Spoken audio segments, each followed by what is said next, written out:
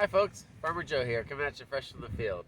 As we transitioned into fall, my mind is already thinking to next year and starting to plan out the CSA.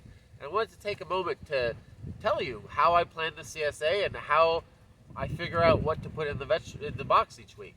So basically there's 3 steps. First of all, it's planning. So I sit down with this massive spreadsheet and I plan out each week of the year, what would I love to put in the CSA box for the following year. So week by week, what do I like to put in, but also I try to predict the percentages that each person is going to choose. So sometimes you've noticed there's choices in the farm store, and so it's like carrots, beets, potatoes, or onions. I know it's about 30% potatoes, 30% carrots, 20% beets, 20% onions. So the first step of planning is looking over my records, looking at what percentages of when I put things as a choice, what do people actually take, and projecting for the following year, what do I think I need each week of the year. The second step is I take all that information and I convert it into a crop plan. So a crop plan is basically, if I want to have 400 bunches of carrots on July 17th, when do I need to plant them? How many beds of carrots do I need to plant? What varieties am I going to grow? Who am I buying that seed from? And so all that results for vegetable by vegetable, week by week, month by month, all that results in a seed order, which is how many seeds of each crop do I need. And that I aim to order my seeds by December 15th to make sure I've got everything in time to start the seeds in January and February for the seedlings for the fields. And third step of the CSA planning process is monitoring. So I've got my plan of what I want to put in the box. I've got my crop plan of what do I need to grow in order to actually fulfill those boxes, those CSA shares. But nature doesn't really follow a spreadsheet. And so I've got my beautiful crop plan. It's a spreadsheet of like what to plant when and when is that going to be harvested. But the reality of it is stuff doesn't grow always on schedule as I'd like it to.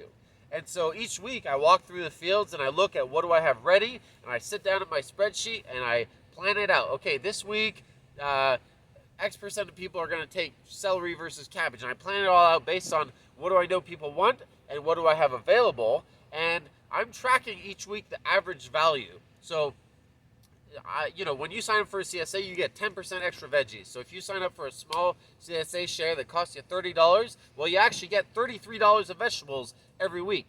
But it's not constant. Nature comes in ebbs and flows. And so there's some weeks that you might get $34 or $35 of vegetables, and some weeks that you might get $33 or $32 worth of vegetables. And I'm tracking that in my spreadsheet, and I'm making sure that season average comes out at least $33 per week.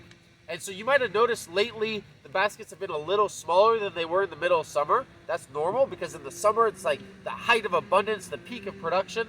And so we were a little bit above average, and now we're just bringing the average down a little bit, just so that we stay at that target 33.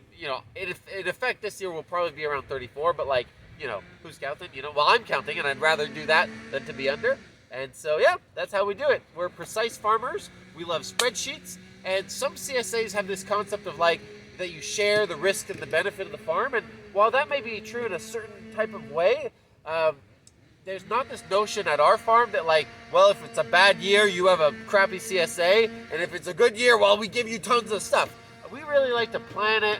We like to, as much as possible, dial in the production to have just the right amount. And we have a network of other farms in the area that if ever we're short on something because it was a bad year for, let's say, tomatoes, well, we would just buy tomatoes from a friend of ours to put in the CSA to make sure that you're getting at least your average $33 of vegetables per week if you have a small share, or whatever that number is for the other share sizes. So there you go. If you got any questions, send us an email, post a comment, come and swing by the farm store.